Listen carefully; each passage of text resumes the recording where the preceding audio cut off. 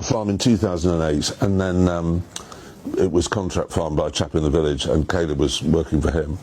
And then when he said he was retiring, I thought, well, honestly, farming can't be that difficult.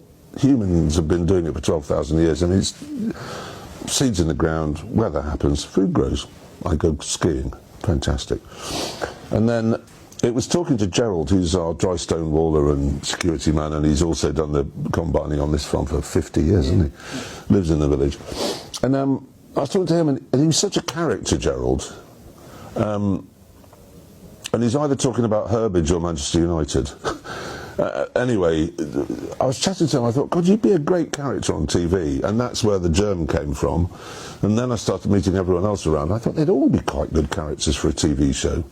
Then I started watching TV shows about farming, and it always seemed to me either Kate Humble, and I like Kate, this is not a criticism, but it was Kate Humble, with a bottle and a lamb and some fresh straw in a lovely barn.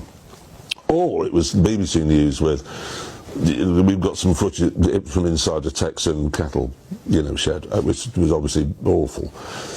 And then, so nobody really had a clue what farming was. And then once I'd got the characters and thought we could do, wheat, barley, rape, 1,000 acres, perfectly straightforward, ordinary farm, just do that. It's the same as I did on Top Gear and then on the Grand Tour is, we knew, James, Richard and I, what we were talking about. We know what understeer is and oversteer is, and we know what primary ride and secondary ride, so we know that.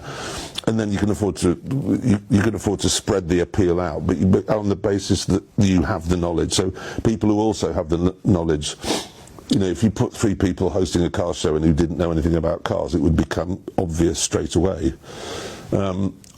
And with the farming, that's why I wanted to have Caleb and Charlie, so that farmers watching would go, well, actually, they know what they're talking about. He might not, but they do.